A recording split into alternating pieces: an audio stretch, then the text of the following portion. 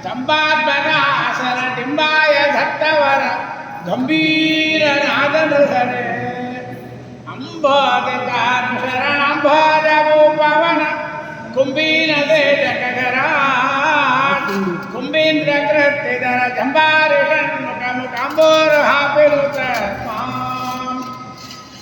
ಹೆಂಗೆ ಬಂದ ದೇವರು? ಕಂಬದಿಂದ ಬಂದಿದ್ದಾನೆ. ಯಾವ ತಾಯಿ ಹೇಳಿದ? ಅಲ್ಲ ರೀ, ನೀವೇನೋ ಹೇಳ್ತೀರಿ ತಾಯಿ ಇಲ್ಲ ತಂದೆ ಇಲ್ಲ ಅಂತ. ಕೃಷ್ಣಾವತಾರ ತಗೊಳ್ರಿ, ದೇವಕಿ ವಸುದೇವರು ಹಡೆದಿದ್ದಾರಲ್ಲ, ಬಂದನಲ್ಲ ದೇವಕಿ ಗರ್ಭದಿಂದ ಬಂದನಲ್ಲ ಹೊರಗೆ ದೇವರು. ಏನಂತೀರಿ? ವಾದಿರಾಜರಂದರು ಅದನ್ನು ನಾನು ತೋರಿಸ್ತೇನೆ ಎಂದು. ದೇವರು ಹೆಂಗೆ ಬಂದ? ದೇವಕಿ ಗರ್ಭದಿಂದ ಬಂದ. ಅವನಿಗೂ ತಂದೆ ತಾಯಿ ಇದ್ದಾರೆ, ಅವನಿಗೂ ಗರ್ಭವಾಸ ಇದೆ.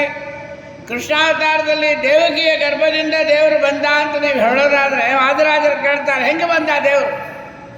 ತಮದ್ಭುತಂ ಫಲಗಂಬುಜಕ್ಷಣಂ ಚತುರ್ಭುಜಂ ಶಂಖಗದಾಧ್ಯುತಾಯುಧಂ ಪೀತಾಂಬರಂ ಶಾಂತ್ರಪಯೋಧ ಸೌಭಗಂ ಮಹರ್ಷ ವೈಡೂರ್ಯ ಕಿರೀಟ ಕುಂಡಲ ತ್ರಿಷಾ ಪರಿಶ್ವಕ್ತ ಸಹಸ್ರ ಕುಂತಲಂ ಉದ್ದಾಮ ಕಾಂಚನ್ ಗದ ಕಂಕಣಾದಿಭಿಃ ವಿರೋಚಮಾನಂ ವಸುದೇವ ಇಕ್ಷತ. ವಾದಿರಾಜರು ಕೇಳ್ತಾರೆ, ದೇವರು ಹೆಂಗೆ ಬಂದ?